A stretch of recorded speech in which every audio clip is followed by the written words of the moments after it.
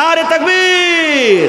হয়নি, হবে না, হতে পারে না আমার নবীর সাথে কারো তুলনা।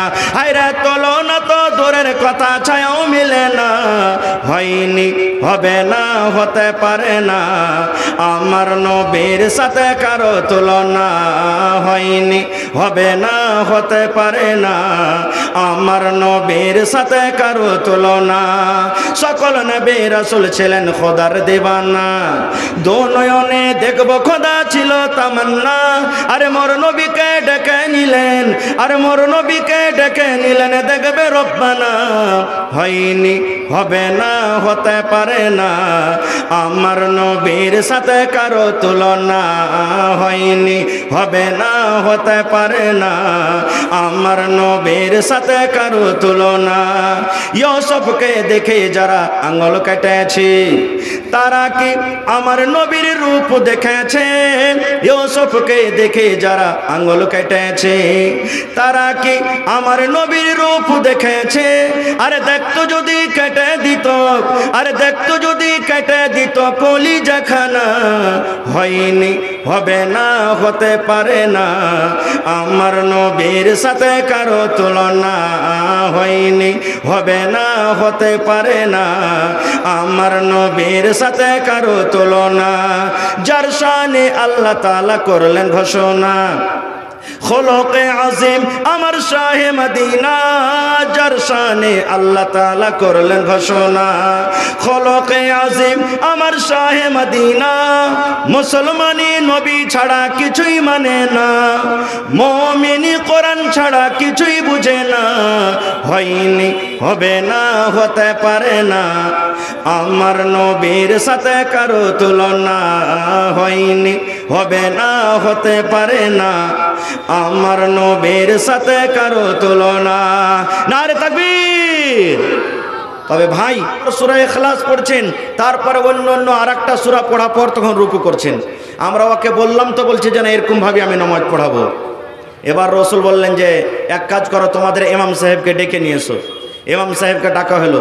নবীজি বললেন, হারে বাবা, তোমাদের যে মসজিদের ইমাম তুমি আছো আর মুসাল্লিগণ যারা আছেন তারা কিন্তু তোমার শিকায়ত নিয়ে এসেছে। এ বাবা ইমাম সাহেব, তুমি এই ধরনের নামাজটা কেন পড়ো? কারণটা কি বাবা বলো তো, কি কারণে তুমি পড়ো? প্রত্যেক রাকাতে সূরা ইখলাস কেন পড়ো? সুবহানাল্লাহ। এবার সেই ইমাম সাহেবকে বলছেন, জানেন আল্লাহ রাসূল গো, আমি আমাদের গ্রামে নামাজ পড়াই গো দয়ার নবী। আমি প্রত্যেক রাকাতে সূরাতুল ফাতিহা পড়ি, তারপরে সূরা ইখলাস পড়ে গো নবীজি। এবার সেই সাহাবী বলেন, ইন্নী উহিব্বুহা। নবী গো, আমাকে সূরাতুল ইখলাসটা পড়তে খুব মজা লাগে গো নবীজি। আমাকে সূরাতুল ইখলাসটা খুব পড়তে ভালো লাগে। এই সূরাকে আমি ভালোবাসি, এই সূরাটার সাথে আমি মহব্বত করি নবী গো। এই সূরাটাকে আমি খুব ভালোবাসি, এই জন্য আমি তাকে না পড়ে থাকতে পারি না। আমি মহব্বতের কারণে, ভালোবাসার কারণে আমি সূরাটাকে পড়ি। কেননা এই সূরাতে আল্লাহর তারিফ বয়ান করা হয়েছে, আল্লাহর সিফাত বয়ান করা হয়েছে। এই জন্য নবী গো, আমি এই সূরাটাকে প্রত্যেক রাকাতে রাকাতে পড়ি। দয়ার রাসূল বললেন, সাহাবীরে, এই সূরাকে তুমি ভালোবাসো, ভালোবাসার কারণে তুমি এই সূরাটাকে পড়ো। এই সূরাটাকে তুমি ভালোবাসো, এই ভালোবাসার কারণে আল্লাহ তাবারাক ওয়া তাআলা তোমাকে জান্নাত নিয়ে চলে যাবেন। আল্লাহ তাবারাক ওয়া তাআলা তোমাকে জান্নাত দিবেন। এই ভালোবাসার কারণে আল্লাহ তাবারাক ওয়া তাআলা তোমাকে জান্নাত দান করবেন। এই সূরাটার আরো একটা হাদিস এসেছে, দয়ার রাসূল বলেছেন, উম্মতরি যদি কোনো আল্লাহর বান্দা এবং বান্দি নেকি মনে করে 24 ঘন্টাতে এই সূরাটাকে যদি 10 বার পড়েন, নেকি মনে করে যদি 10 বার তেলাওয়াত করেন, কখন 10 বার পড়বেন টাইম কিন্তু বান্ধা নাই। আপনি মসজিদে নামাজ পড়িতে আসছেন, পড়িতে পড়িতে এলেন, এবার নামাজের এখনো সুন্নাত পড়ে বসে আছেন, 10 মিনিট 15 মিনিট সময় আছে। এবার মসজিদে আপনি বসে আছেন, বসে বসে পড়েন। আপনি সাইকেল চালিয়ে যাচ্ছেন, পড়েন। মোটর সাইকেল চালিয়ে যাচ্ছেন, পড়েন। মায়েরা খালারা বাড়িতে ভাত রান্না করবেন, পড়িবে। মায়েরা খালারা বসে আছেন, পড়িবে। যে কোনো টাইমে যে কোনো সময়তে পাক পবিত্র অবস্থাতে রাসূল বলেছেন, উম্মত রে, যদি তুমি সূরা ইখলাসকে 10 বার যদি নেকি মনে করে পড়িতে পারো উম্মত, আল্লাহ তাবারক ওয়া তাআলা এই সূরাটা পড়ার কারণে তোমার জন্য জান্নাতের ভিতরে এখন ঘর বানিয়ে দেবেন। নারে তাকবীর। তাহলে দুটো আমল শিখলেন আজকে এই সূরাতে, যে যদি কোনো মানুষ ইচ্ছা করে নেকি মনে করে যে আমি প্রত্যেক রাকাতে সূরাতুল ফাতিহা পড়ব, তারপরে সূরা ইখলাস পড়ব, তারপরে অন্য সূরা পড়ব, মহব্বত ভালোবাসার কারণে আল্লাহ তাবারক ওয়া তাআলা তাকে জান্নাত দান করবেন। এটার আরেকটা হাদিস আছে যে একজন সাহাবী পরে পড়তেন, আমি ওদিকে যাব না, আল্লাহ বাচ্চা রাখে, ইনশাআল্লাহ আবার কোনোদিন বলবো। আর একটু আগে চলেন, জান্নাত পেতে গেলে আর কি করতে হবে? আজকে আমাদের এলাকাতে, দেশে, সমাজে সুবহানাল্লাহ, আজকে আমরা কি করি? বাড়িতে যখন মেয়ে ছেলে জন্মগ্রহণ করে আমাদের মনটা ভারী হয়ে যায়। ভারী হয় কি হয় না? হানা বলেন, ভারী হয় কি হয় না? সুবহানাল্লাহ। আজকে অবস্থা এমন, বাড়িতে যেমনই বেটা জন্ম নিয়েছে, এখানে ফোন, ওখানে ফোন, ওখানে ফোন, ওখানে ফোন। সুবহানাল্লাহ। বাজারের যত মিষ্টি সব একবারে বন্টন করবে খুশিতে যে আমার ছেলে হয়েছে। আর ওই জায়গাতে যদি মেয়ে হয় মনটা ভারী হয়ে যাবে। কেমন মন ভারী হবে? যেমন জামানায় জাহেলিয়াতে আল্লাহর নবী মুহাম্মদ সাল্লাল্লাহু আলাইহি সাল্লাম যখন নবী হননি তার আগে মক্কার বেঈমানেরা, মক্কার মুশরিকরা বাড়িতে মেয়ে জন্মগ্রহণ হইতে গেলে তাকে জীবিত দফন করা হইতো, দফন করে দিত। সেই মতো আজকে আমরা মনটা খারাপ করছি। কিন্তু সুবহানাল্লাহ, দয়ার রাসূলের হাদিস শুনেন বন্ধুরে, আজকে আপনি যদি 50,000 টাকা মাসে ইনকাম করেন, আজকে যদি 1 লক্ষ টাকা মাসে ইনকাম করেন, মনে করেন আল্লাহ এই যে তুমি আমাকে মেয়ে দান করেছো রব্বুল আলামিন, এটা আল্লাহর পক্ষ থেকে একটা নিয়ামত। আল্লাহ রব্বুল আলামিন আমাকে আপনাকে একটা নিয়ামত দান করেছেন। আল্লাহ রব্বুল আলামিন হয়তো তার বিনিময়ে আল্লাহ আপনার বাড়িতে বরকত দিয়েছেন। এই জন্য মুসলমান, বাড়িতে ছেলে আসতে গেলে খুশি হইতে হবে না, আর মেয়ে আসতে গেলে মন ভারী করতে হবে না রে বন্ধু। আল্লাহ রাসূল বলেছেন, উম্মত, এই আমার মেয়েরা খালারা, আপনাদের মান সম্মান আল্লাহ তাবারক ওয়া তাআলা কত বাড়িয়ে দিলেন। দয়ার রাসূল বলেছেন, যে বাড়িতে মেয়ে জন্মগ্রহণ করেছে, যে বাড়িতে 2টা মেয়ে জন্মগ্রহণ করেছে, এই হাদিসে 2টার কথা আছে, কিন্তু মেয়ে 1টা হোক, 2টা হোক, 3টা হোক, 4টা হোক, 5টা হোক, 7টা হোক, দয়ার রাসূল বলেছেন যে বাড়িতে মেয়ে জন্মগ্রহণ করেছে, ও মেয়ের বাবা তোমরা শুনে নাও, মেয়ে আসার কারণে মনটা তোমরা ভারী করিও না, মেয়ে আসার কারণে মন তোমরা খারাপ করিও না। দয়ার রাসূল বলেছেন, উম্মত রে, ওই মেয়েকে তুমি শক্তি হিসাবে লালন পালন করে তেল কাজল দিয়ে পড়িয়ে লেখিয়ে ওই মেয়েকে বড় করে ভালো ঘর ভালো পর দেখে যদি তার বিয়ে লাগে যেতে পারো রে উম্মত, ওই মেয়ের বাবা আর রাসূল বলেছেন আমি জান্নাতের ভিতরে থাকবো। কেমন হয়ে জান্নাতের ভিতরে থাকবো? নবীজি এই দেখেন 2টা অঙ্গলকে ইশারা দিয়ে বললেন, উম্মত রে, এই 2টা লোক দেখো, 2টা অঙ্গল দেখো যেমন পাশাপাশি হয়ে আছে, আমি নবী আর ওই মেয়ের বাবা জান্নাতের ভিতরে পাশাপাশি হয়ে থাকবো। সুবহানাল্লাহ। দেখেন তাহলে বাড়িতে মেয়েদের কত দাম সম্মান আল্লাহ এবং আল্লাহ রাসূল দিয়েছেন। সুবহানাল্লাহ। যে বাড়িতে মেয়ে আসার কারণে শক্তি হিসাবে তাকে লালন পালন করে দ্বীনি শিক্ষা দিয়ে যদি বড় করে তার বিয়ে লাগিয়ে দিতে পারেন, রাসূল বলেছেন ওই মেয়ের বাবা জান্নাতে পড়োশি হবে। আর একটা হাদিসের কথা আপনাদের সামনে বলি। সুবহানাল্লাহ।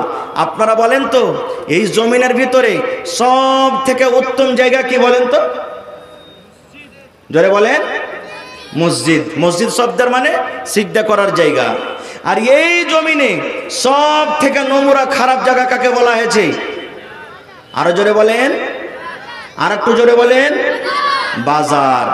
কিন্তু সুবহানাল্লাহ, বাজারে একটা ফজিলত লুকিয়ে আছে। সহিহ হাদিস। বাজারে একটা ফজিলত লুকিয়ে আছে, নোংরা জায়গা, খারাপ জায়গা।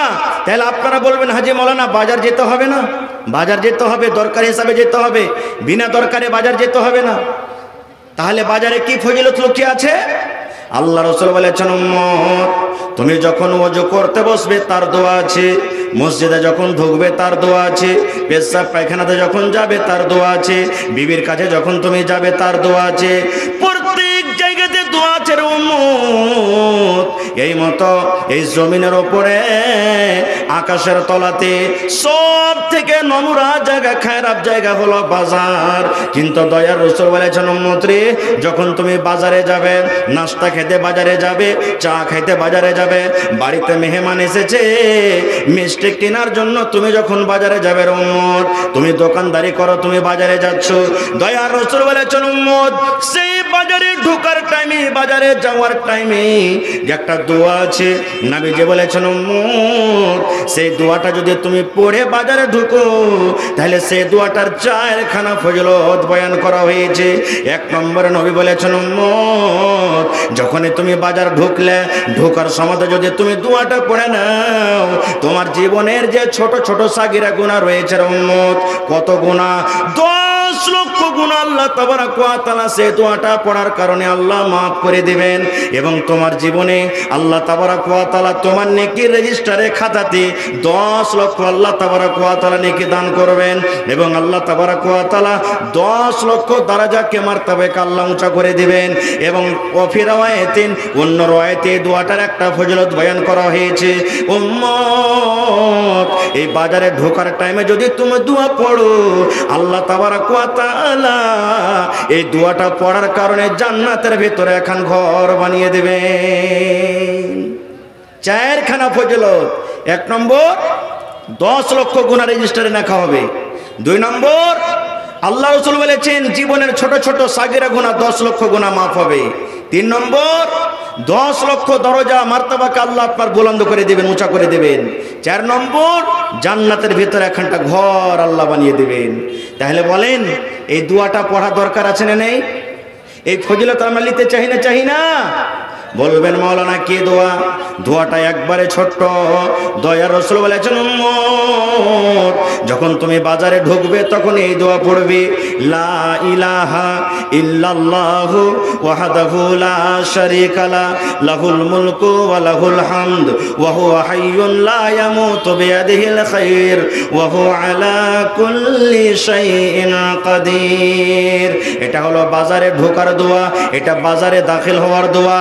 লা ইলাহা ইল্লাল্লাহু ওয়াহদাহু লা শারীকা লা, লাহুল মুলকু ওয়া লাহুল হামদ ওয়া হুয়া হাইয়ুন লা ইয়ামুতু বিয়াদিহিল খায়র ওয়া হুয়া আলা কুল্লি শাইইন কাদির। এটা একটা আমল হয়ে গেল। আর দুনিয়াতে কোন এমন আমল আছে সে আমলটা করার জন্য আল্লাহ তাবারক ওয়া তাআলা জান্নাতে ঘর বানাবেন? আল্লাহ রাসূল সাল্লাল্লাহু আলাইহি ওয়াসাল্লাম আজ নয় 1400-1450 বছর আগে এলান করে দিয়েছেন উম্মত রে, মান বানা লিল্লাহি মসজিদান বানাল্লাহু লাহু বাইতান ফিল জান্নাহ। এই ভাই মুসলমান, আজকে আমি বড় বড় করে বাড়ি করব, কিন্তু বাড়ির ফজিলত বয়ান করা হয়নি। বাড়ি করতে হবে, ঘর করতে হবে, এতে গুনার কথা নয়, কিন্তু বাড়ি করে কোন ধরনের ফজিলত বয়ান করা হয়েছে তা নয় রে বন্ধু।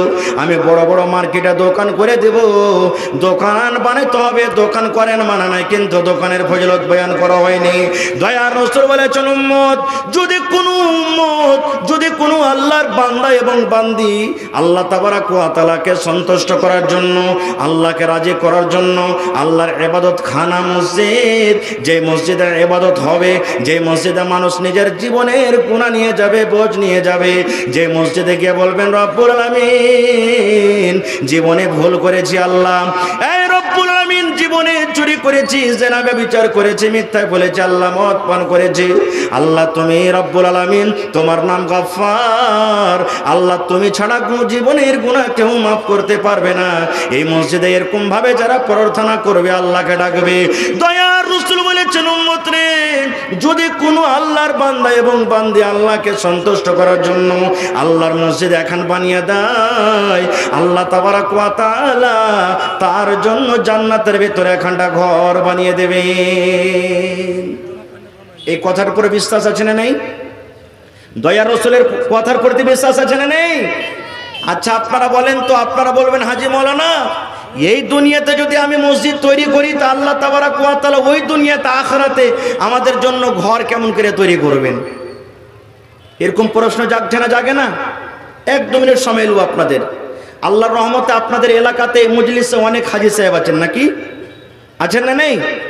দেখবেন হাজী সাহেব যখন হজ করতে যাবেন, হজ করার 2 মাস 3 মাস আগে সুবহানাল্লাহ 3 লক্ষ 4 লক্ষ টাকা জমা করা হয়। হাজী সাহেব কোন প্লেনে যাবেন, কত সেট নম্বরে যাবেন, মক্কাতে যাওয়ার পর কত নম্বর রুমে থাকবেন, এখান থেকে কিন্তু বুক হয়ে যায়, হয় কি হয় না? জোরে বলেন। আপনি কলকাতা যাবেন, আপনি দিল্লি যাবেন, বোম্বে যাবেন, বাড়িতে বের হওয়ার আগে সুবহানাল্লাহ 2 মাস 3 মাস আপনি টিকিট বুক করেছেন। যখন 2 মাস আগে আপনি টিকিট বুক করলেন, তখনই সাথে সাথে আপনাকে সিট নম্বর দেওয়া হয়, ট্রেন নম্বর দেওয়া হয়, কত ট্রেনটা যাবে, এখান থেকে কত টাইমে যাবে, সিট নাম্বার আপনার কত হবে। আপনি যতদূর পর্যন্ত রিজার্ভেশন করবেন ততদিন পর্যন্ত আপনার সিটটা হয়ে যাবে, দ্বিতীয় কোনো মানুষ বসতে জায়গা পাবে না। এই মুসলমান, আল্লাহ তাবারাক ওয়া তাআলা মানুষকে জ্ঞান বুদ্ধি দিয়েছেন। জ্ঞান বুদ্ধি দেওয়ার কারণে মানুষ যদি এত বড় বড় কাজ করতে পারেন, তবে মুসলমান আল্লাহ তাবারাক ওয়া তাআলা এই দুনিয়াতে মসজিদ করার কারণে জান্নাতের ভেতরে কেন আপনার জন্য ঘর করতে পারবেন না?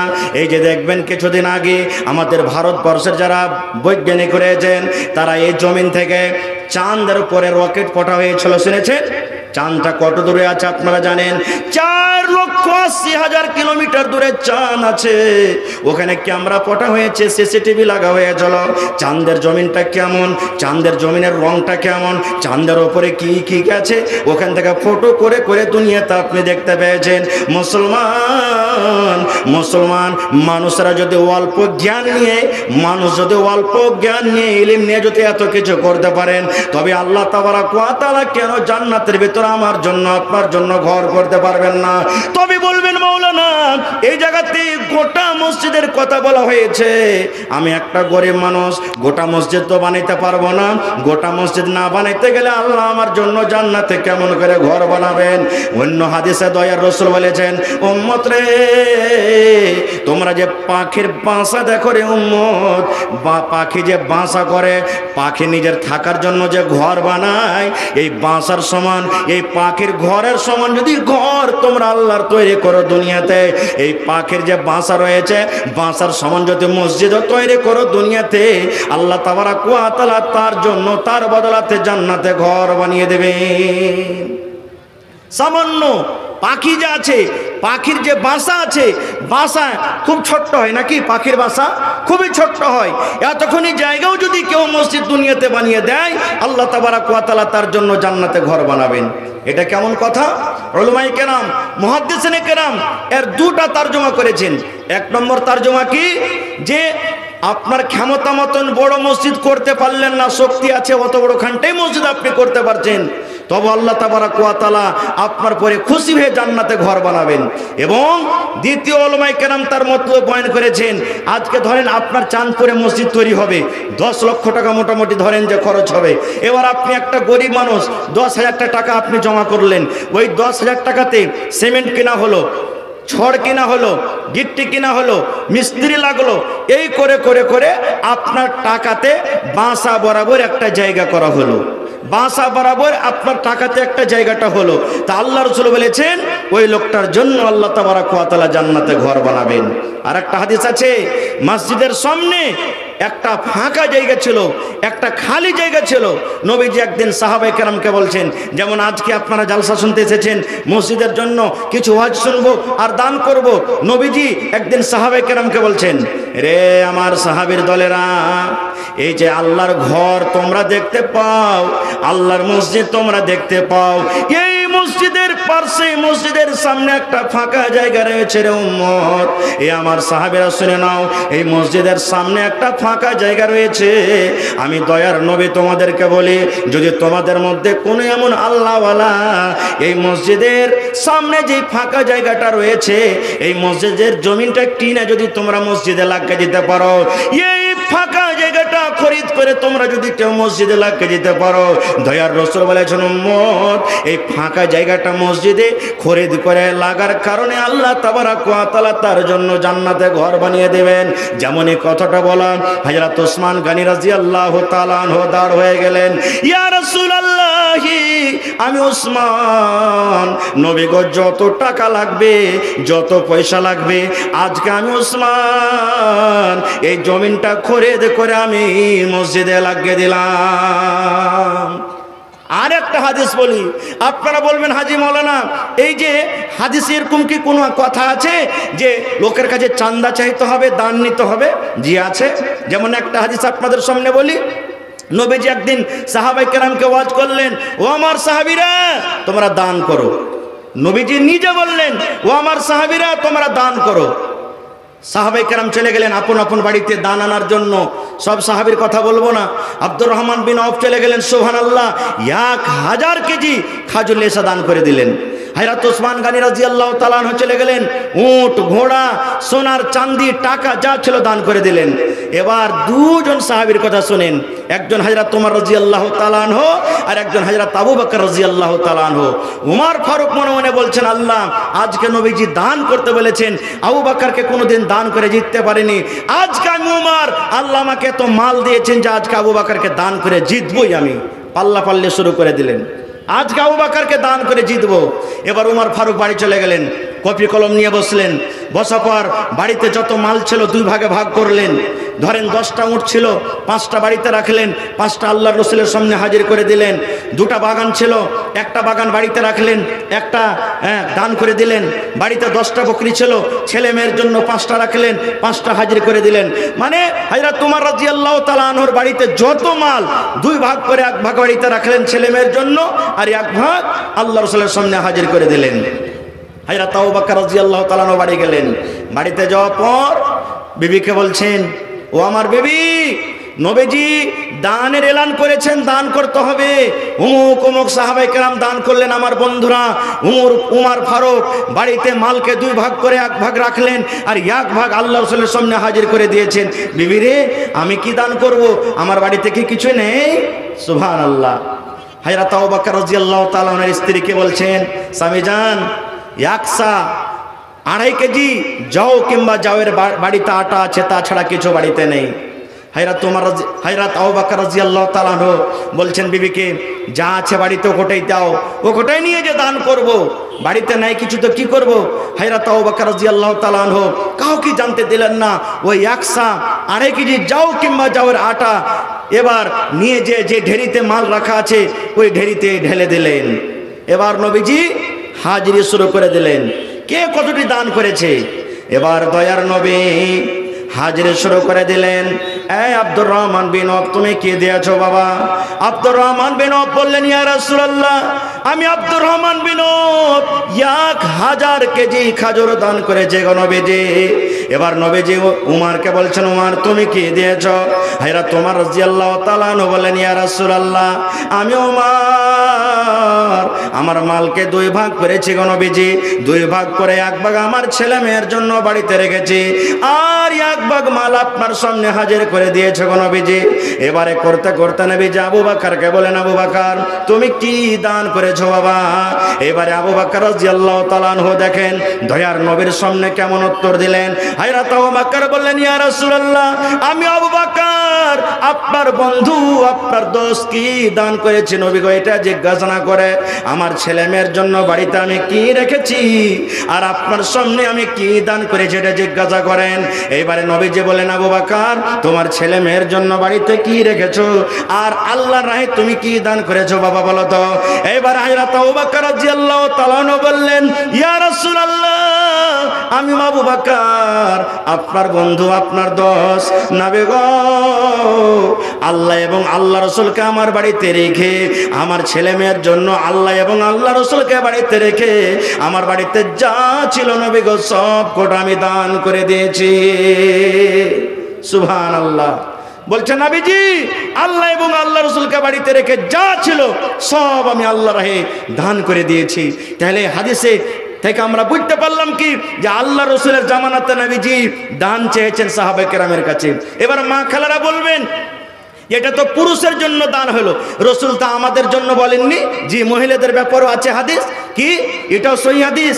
আল্লাহ রাসূল সাল্লাল্লাহু আলাইহি ওয়াসাল্লাম ঈদ কিংবা বকরা ঈদের নামাজ পড়িতে গেছেন, এবার ঈদ নামাজের পড়িতে গিয়ে, বকরিদের নামাজ পড়িতে গিয়ে এবার পুরুষের কাতার, পুরুষের লাইন আগের দিকে বসে আছেন, মহিলারা পিছন দিকে। এবার নবীজি ওয়াজ শুরু করলেন। নবীর জামানাতে মাইক্রোফোন ছিল না, আজকে মাইকে কথা বলছি, অনেক দূর পর্যন্ত আওয়াজ যাচ্ছে। নবীর যুগে মাইক নেই। নবীজি বেলালকে বলছেন, বেলাল উঠো। এবার কাতার চিরে চিরে চিরে নবীজি মহিলার দলে চলে গেলেন কাতারে। এবার নবীজি, এ আমার মায়েরা খালারা, আপনারা কি কি বলেছেন শুনেন।